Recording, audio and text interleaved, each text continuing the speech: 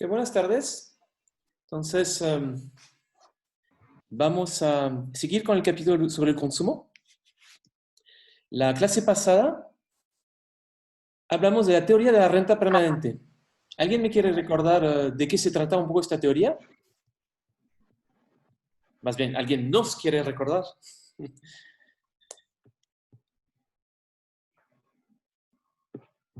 Se divide el ingreso en dos tipos, el ingreso permanente y el ingreso transitorio, y señala que todos los patrones de consumo están determinados por el ingreso permanente y los ahorros por el ingreso transitorio o temporal. Excelente. ¿Y de qué va a depender? Bueno, eso es todo correcto lo que dices.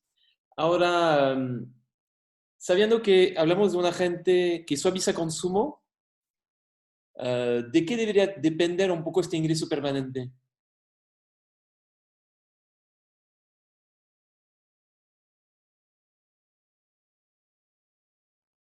Ingreso futuro. Sí, sí, sí, de los ingresos futuros, exactamente. ¿Y a qué sería igual el caso en que beta es igual a 1, el factor descuento, y la tasa de interés es 0?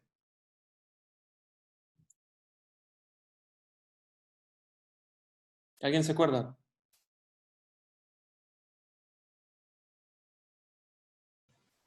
Sería igual a un ingreso promedio. Exactamente, sí. Exactamente. Es como la gente suaviza el consumo. Si es que quiere mantener un perfil de consumo perfectamente plano, lo que va a hacer es simplemente calcular cuánto en promedio va a ganar entre hoy y el futuro y, y va a fijar su nivel de consumo en este promedio. ¿Okay? Entonces no puede consumir más que este promedio porque no tendría los recursos y tampoco quiere consumir menos porque quiere maximizar la utilidad. ¿Sí? Ahora, dimos una serie de críticas, ¿eh? En particular 3 críticas la vez pasada. ¿Quién quiere recordar esas 3 críticas?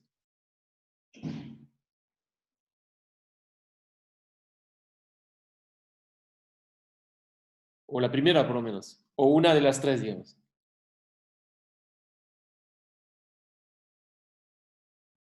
La primera, exceso de sensibilidad en el consumo, que de acuerdo a la teoría de la renta permanente, el consumo no debería de ser muy sensible a los cambios en el ingreso, porque Los la cambios gente, anticipados, cuidado, anticipados. correcto, con ingresos no anticipados, porque la gente debería anticipar perfectamente cuál va a ser cuáles serían sus ingresos futuros, y eso le permitiría mantener un patrón relativamente constante. Exactamente, sí.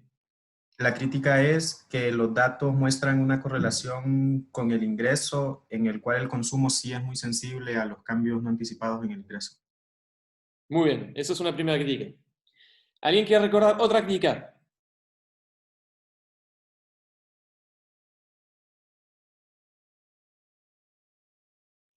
Las dos siguientes tienen que ver con la propensión marginal a consumir.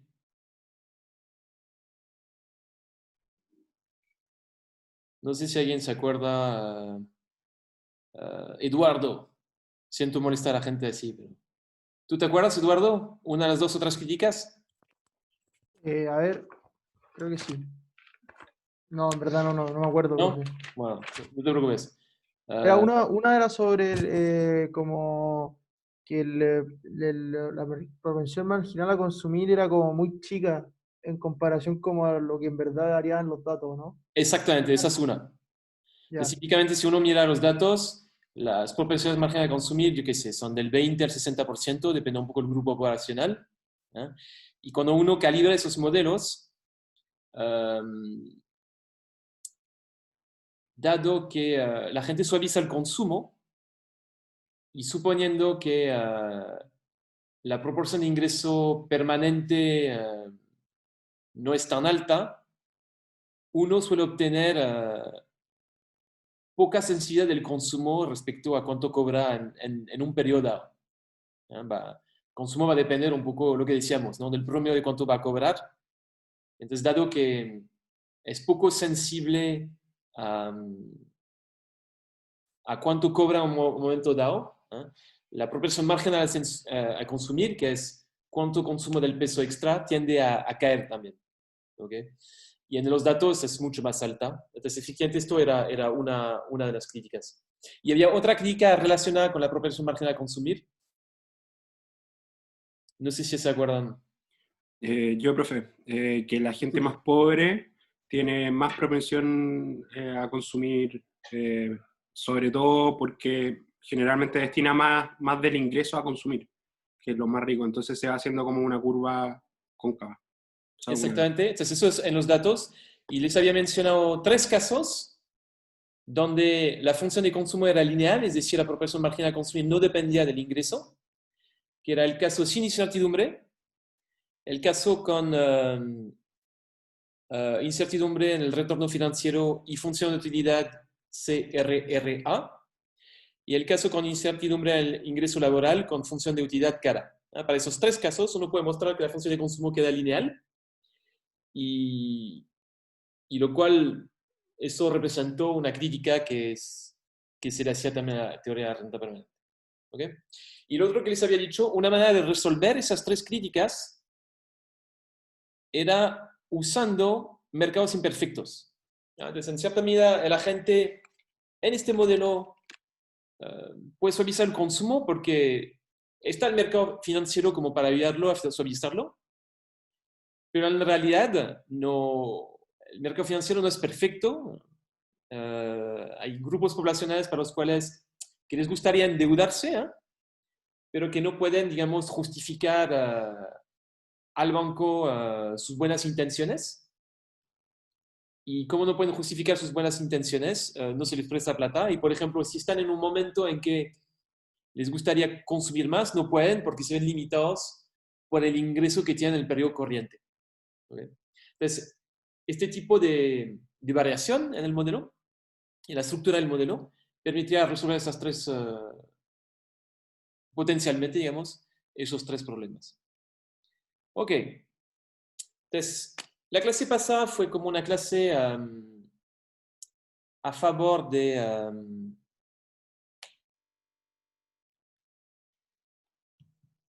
modelos con fricciones financieras. Les voy a dar otra ventaja del modelo con fricciones financieras y después le voy a echar flores al modelo sin fricciones financieras. ¿Ok?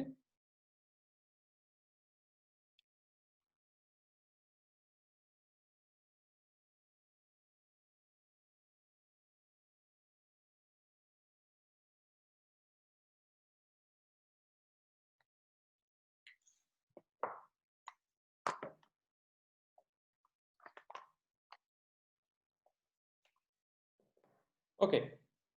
Recordemos un poco lo que era ahorro precautorio.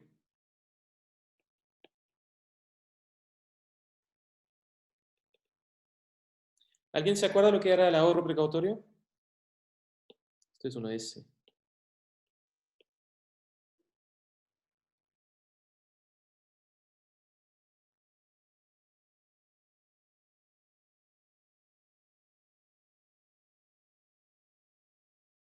Es el ahorro que generan los agentes dado la existencia de incertidumbre sobre su ingreso futuro.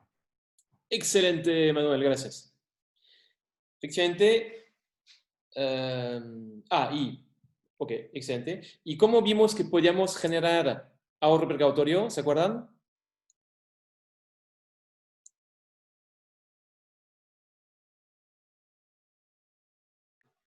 Con una tercera derivada positiva. Exactamente. ¿Y eso cómo lo llamamos? Tenía un nombre en economía, se le llamaba Prudencia. prudencia. Muy bien, exactamente. Es con la prudencia en inglés, prudence, que es tercera derivada del consumo, de la utilidad marginal. Tercera derivada de la función de utilidad positiva, ¿no? Función utilidad marginal convexa. Podíamos tener ahorro precautorio y la idea que habíamos dado era que supongamos que trabajo con tasa de interés exógena. Okay, entonces acá tenemos el consumo de mañana, el consumo corriente. Para que suba el ahorro necesito que caiga el consumo corriente, ¿no? Y les había dicho, bueno, miremos un poco, bueno, más bien, toda esta esperanza de acá. supongamos, consideremos un repaso rapidito. Pongo C' acá, U' de C'. Supongamos que C' puede tomar, consideremos dos casos. Un caso sin riesgo, comparada a la intuición. Esta es la utilidad marginal del consumo. Si no tuviera riesgo y consumiera únicamente C', obtendría la utilidad marginal C'. O puede ser el caso en que consumo C' más A, C' menos B, pero que en promedio consumo C'. En tal caso, mi utilidad marginal promedia se va a ubicar en este segmento, y si en promedio consumo C', en particular, se va a ubicar en este punto de acá. ¿Okay? Entonces, esta línea horizontal verde acá, este nivel esperanza de U' de C', estoy poniendo acá, representaría el caso con riesgo, y el caso sin riesgo sería el nivel rojo. Entonces vemos que con riesgo, por la convexidad de la utilidad marginal de consumo, se suele incrementar ese término acá en verde. ¿Okay? Entonces, el riesgo suele incrementar esta esperanza, si es que la utilidad marginal es convexa. Y dado que esto sube, esto va a generar más ahorro en equilibrio, porque como el lado derecho de la ecuación sube, el lado izquierdo de la ecuación tiene que subir. Y dado que la utilidad marginal es decreciente en el consumo, porque es una función cóncava, la función de utilidad, esto implica una caída en el consumo y por lo tanto un aumento en el ahorro. ¿Okay? Eso es un repaso muy rápido de la intuición matemática, no económica, de por qué la prudencia puede generar ahorro precautorio en un contexto con mercados perfectos. ¿Okay? Ok. En clase nunca expliqué cuál era la intuición económica detrás de este resultado. Tampoco lo voy a hacer. No es fácil entender esta intuición la primera vez que uno lo ve. Pero voy a usar este hecho para motivar lo que viene después.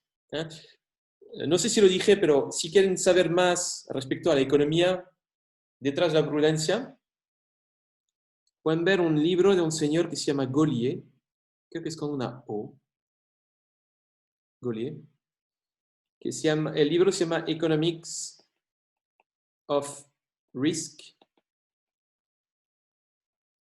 and Time. ¿Okay? En este libro el señor, por supuesto, recuerda lo que es aversión al riesgo, todo esto, pero también se fija en las distintas implicancias que pueden tener distintas derivadas de la función de utilidad. Entonces, por ejemplo, acá llamamos esto prudencia, entonces él desarrolla un poco lo que es prudencia, incluso mira lo que es la cuarta derivada, si tengo entendido, entonces parece ser que la cuarta derivada permite saber cuándo la gente quiere obtener información, algo así. Entonces, por ejemplo,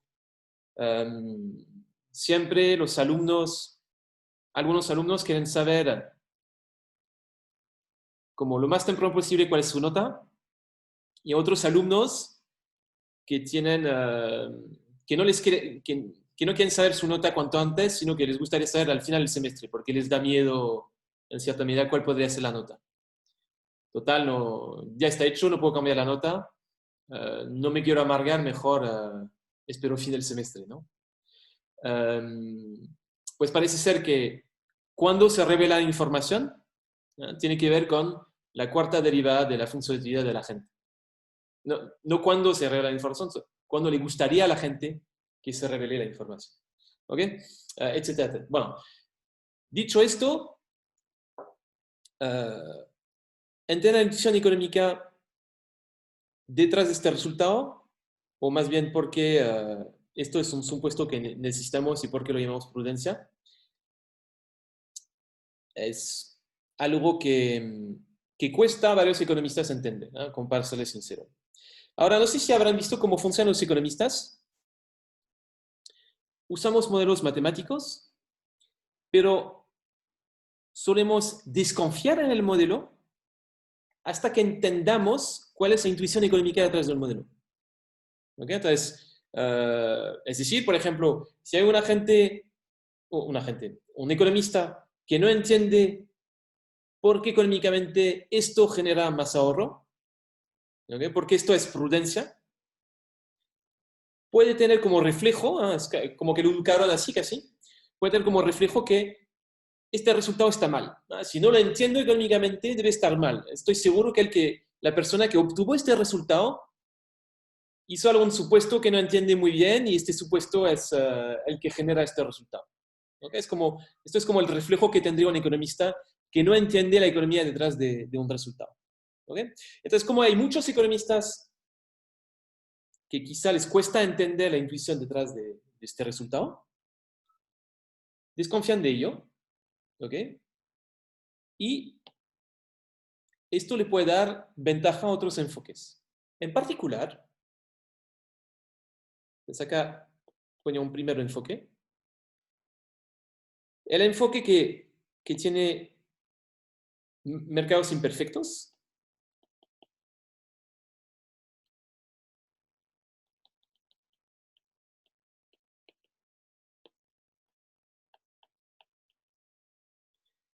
Si tuviésemos este tipo de modelo, no necesitaríamos el supuesto de prudencia para generar ahorro precautorio. Entonces, imperfect financial market do not need prudence to generate, ¿cómo se llama? Dije, ahorro precautorio, sería precautionary. Bueno, esto no sé si se ve, pero precautionary savings. ¿Ok? Es decir, si hago el supuesto que los mercados financieros son imperfectos, me va a dar igual el símbolo de la tercera derivada. Puede ser positivo, puede ser negativo, puede ser nulo. Entonces podemos tener una función de utilidad de la Hall. Lo importante es que tengamos un motivo de suavizamiento del consumo. Es decir, que la segunda derivada sea negativa. Entonces, mientras la función de utilidad sea cóncava y tenemos mercados financieros imperfectos, podemos tener ahorro precautorio. ¿Ok? Déjenme darles la intuición de por qué esto ocurre. Ok, entonces, cuando tenemos mercados imperfectos, es, por ejemplo, ¿cómo se podría modelar esto? Pueden decir, mis activos de mañana son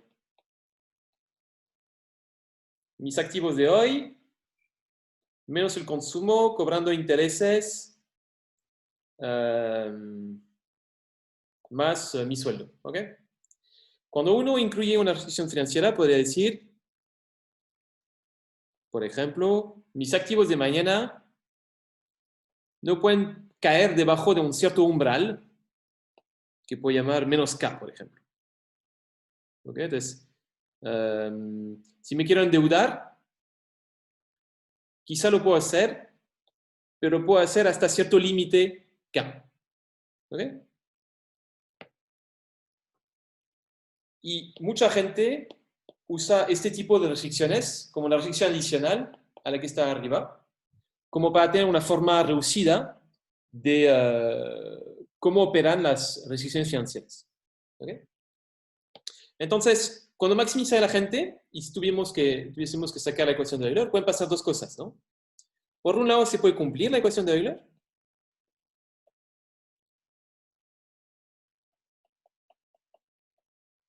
¿Ok?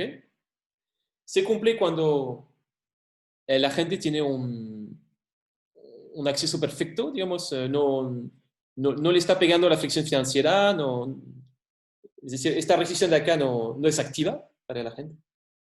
O puede pasar que, mala suerte, la gente se quiere endeudar, pero está esta restricción de acá y solo se puede endeudar hasta cierto nivel. ¿Okay? En tal caso, no se va a cumplir esta ecuación de Euler. Es decir, no vamos a tener una igualdad acá, vamos a tener una desigualdad. ¿Okay? Ups. Vamos a tener una desigualdad.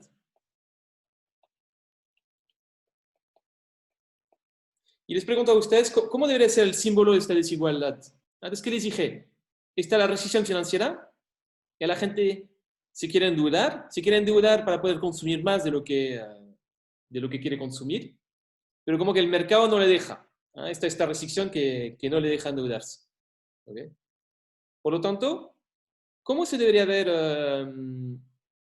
la desigualdad entre esos dos términos?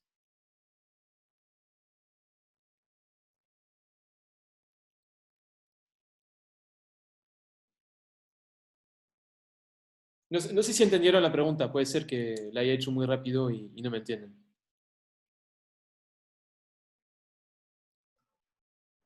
El lado izquierdo tiene que ser mayor al lado derecho. Entonces tú dices así. Veamos. Si me gusta no, al revés, digo yo. Al revés, yo creo que tienes razón. A ver, veamos. Nos gustaría subirse. Entonces, quiero subirse. Por lo tanto, me gustaría bajar. Exactamente, está bien. Entonces queremos bajar la última margen del consumo, ¿no?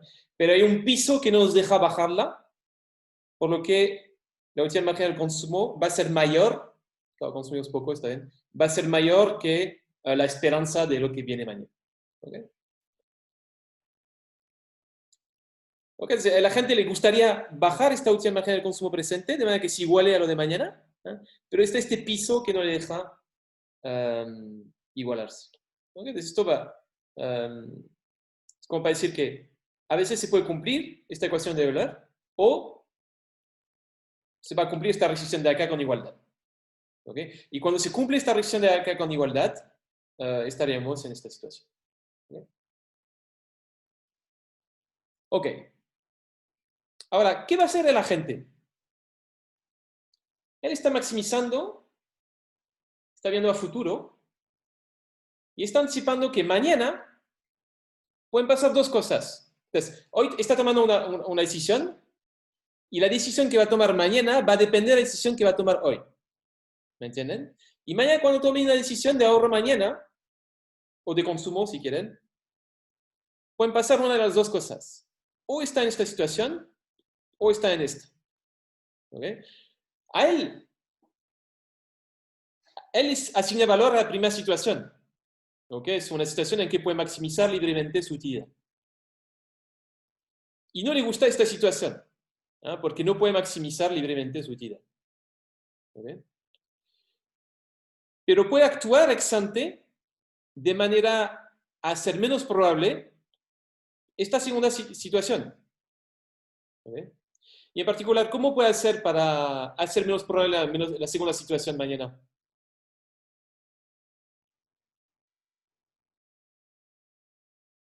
Se anticipa que mañana no se puede endeudar, por ejemplo. ¿Qué puede hacer antes para prevenir este hecho? Ahorrar. Exactamente. Va a ahorrar más hoy, de manera que mañana se pueda salir con mayor probabilidad de esta situación. ¿Ok? Y en cierta manera esto es óptimo para él, porque en su cabeza está diciendo, bueno, al ahorrar un peso extra hoy, bueno, no solo puedo consumir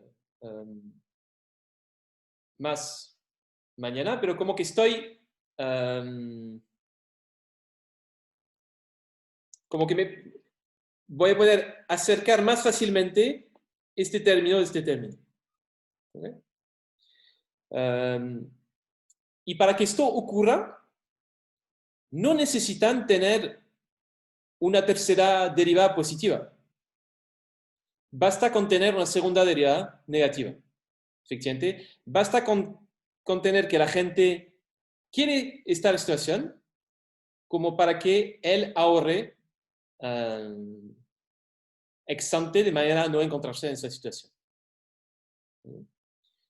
Y esto genera ahorro precautorio porque a medida que uno va subiendo el riesgo, futuro, esto hace más probable que la gente se encuentre en esta situación.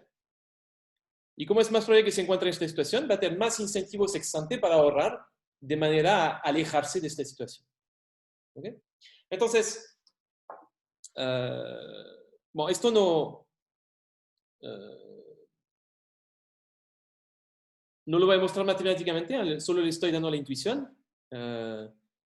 Pero, bueno, se puede hacer con un modelo de 3 periodos, considerando que en el segundo periodo pueden estar esas dos situaciones, como en el primer periodo actuó, etcétera, etcétera. O podrán verlo de manera numérica, lo que se hace típicamente. Creo que alguien tiene una pregunta. Sí, yo no entiendo bien por qué tiene que ahorrar más hoy para evitar la segunda situación. ¿Podría explicarlo, no? Sí, sí, por supuesto. Tú entiendes que cuanto más plata tengas como recursos, menos probable vas a estar en esta situación, ¿no? Sí. ¿Y por qué? Porque simplemente cuanto más plata tengas, es decir, cuanto mayor es tu A al principio del periodo siguiente, más fácil va a ser para ti tener un A' que esté por encima del menos K. ¿Okay? Ya.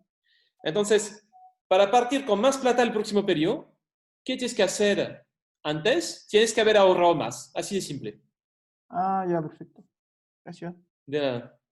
¿Ok? Entonces, a algunos economistas les gusta las fricciones financieras justamente porque no necesitan el supuesto de prudencia que tenemos acá para generar ahorro precautorio. Lo que podrían decir en realidad, como si no entienden este supuesto, en su cabeza dirían, bueno, en realidad la ausencia de ahorro precautorio, eso es consecuencia de un supuesto que está mal en el modelo, que es que los mercados son perfectos. ¿No? Y sabemos que en la realidad los mercados no son perfectos. Por lo tanto, ¿para qué me voy a molestar con este supuesto de prudencia? Simplemente basta con tener una situación que sea más realista y puedo obtener como resultado ahorro precautorio. ¿Okay? Esto sería, a los ojos de alguna gente, otra ventaja del enfoque con fricciones financieras. ¿Okay? Entonces estoy haciéndome el anti mercados perfectos ahora, ¿no? Pero como les decía, en un rato más me voy a echar flores. ¿Okay? Ya, entonces esto sería como todo para las críticas. No sé si tienen una consulta a ustedes. Si no tienen consulta, voy a saltar al modelo Profe, ahora con mercados perfectos. Sí. la verdad, hay como, no sé, un estudio que diga si lo que causa como los problemas es que haya ahorro precautorio o mercado imperfecto, como qué pasa en la verdad. Es complicado. Es complicado hacer estudios en macro. Como sabes, es difícil. Capaz que existe, ¿eh? No, para ser sincero, no lo sé. Pero para poder saber si es mercados perfectos versus mercados imperfectos que genera ahorro precautorio. Ups, me queda poca batería. Lo que le gustaría tener al economista que hace estudios empíricos, déjame darle la vuelta a esto, sería ojalá poder comparar un mundo en que los mercados son perfectos versus un mundo en que los mercados son imperfectos. ¿Ya? Y podría ver cómo cambia el ahorro de un mundo al otro, ojalá todo negro parcial, etcétera, etcétera.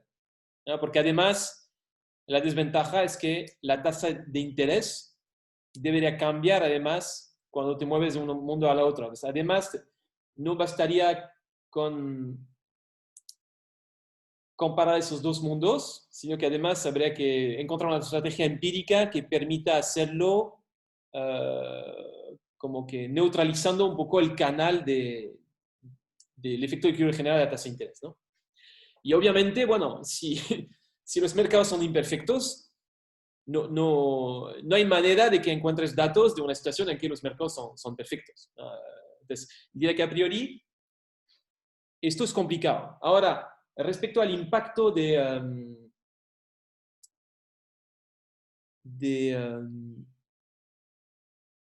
la fricción financiera sobre el ahorro, quizás he hecho más cosas, porque es cierto que tú podrías comparar a agentes que se pueden endeudar más fácilmente con agentes que se pueden endeudar menos, y me imagino que ahí tienes un poco más de holgura, digamos. Eso, siento dar este tipo de respuesta a Lucas, pero sí, estoy seguro que si uno pudiese encontrar una estrategia empírica que pudiese distinguir un poco entre ambos efectos, con datos sobre el ahorro de la gente, que eso no es tan fácil de encontrar, sería un trabajo de investigación excelente. Así que, pero no tengo ninguna referencia que pueda dar así, como diciendo, este paper tiene una identificación empírica impecable. No tengo uno en la cabeza.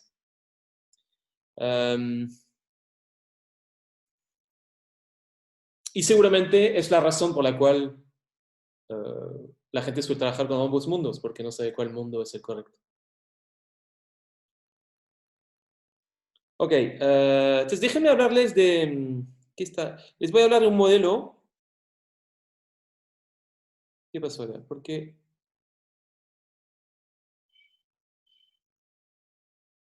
Voy a hablar de un modelo que la gente suele llamar buffer stock.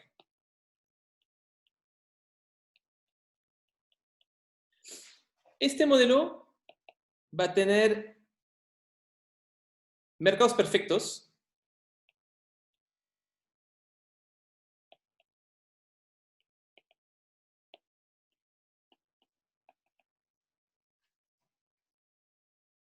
y va a tener una función de utilidad CRRA. ¿Se acuerdan lo que significaba CRRA? Significaba que en inglés el coeficiente de aversión al riesgo relativo es constante. Es decir, por ejemplo, esta función de utilidad. ¿Ok? Y el modelo también va a tener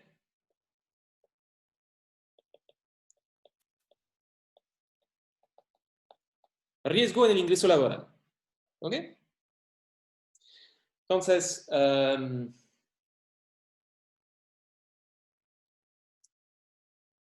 les había comentado la vez pasada que este tipo de enfoque, en unas décadas atrás, los economistas no podían obtener soluciones que pudiesen obtener a mano. ¿Ok? Entonces, típicamente, si queríamos tener riesgo laboral, riesgo en el ingreso laboral, en lugar de tener una CRRA, uno solía usar una cara, ¿no? El coeficiente de aversión al riesgo absoluto era constante, entonces ahí uno puede obtener una solución a mano. O si quería mantener la función de utilidad, lo que tenía que hacer es que en lugar de tener riesgo al ingreso laboral, podía tener riesgo al ingreso financiero. ¿Ok? Pero no era posible tener esta función de utilidad con este tipo de riesgo en el ingreso. ¿Ok? Entonces, con el uso de las computadoras, rápidamente los economistas han podido estudiar este tipo de caso. Y de hecho, ustedes ya lo saben hacer. Si tuviesen que pueden aplicar el algoritmo de iteración sobre la función de valor a este tipo de problema y podrían obtener la policy function, la value function y ver cómo se comporta. ¿Ok? Ya les anticipo los resultados. Este enfoque, de manera milagrosa, pudo responder a las 3 críticas que les había mencionado de la teoría de la renta permanente. ¿Okay? Es interesante porque si uno quiere mantener mercados perfectos, es el enfoque más natural porque cuando uno habla de ahorro precautorio, suele pensar más en el riesgo del ingreso laboral y es el tipo de función de utilidad que le gusta más a los economistas porque, bueno, permite tener una versión al riesgo que, que es independiente un poco del nivel de desarrollo de una economía, ¿okay? Lo cual no es el caso de la función de utilidad cara.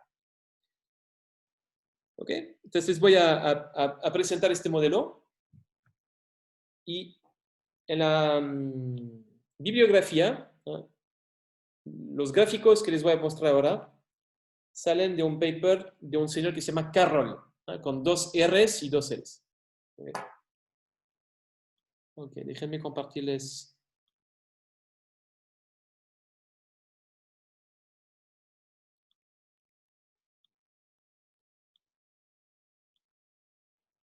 Debe ser esto, ¿no?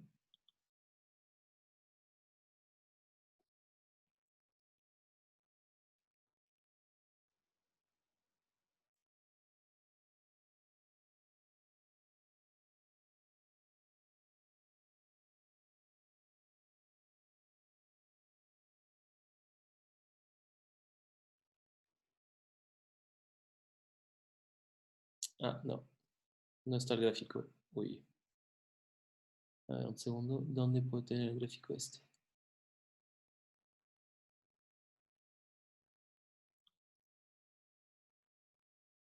Quizá en este archivo. Lo tendré que haber abierto antes de la clase.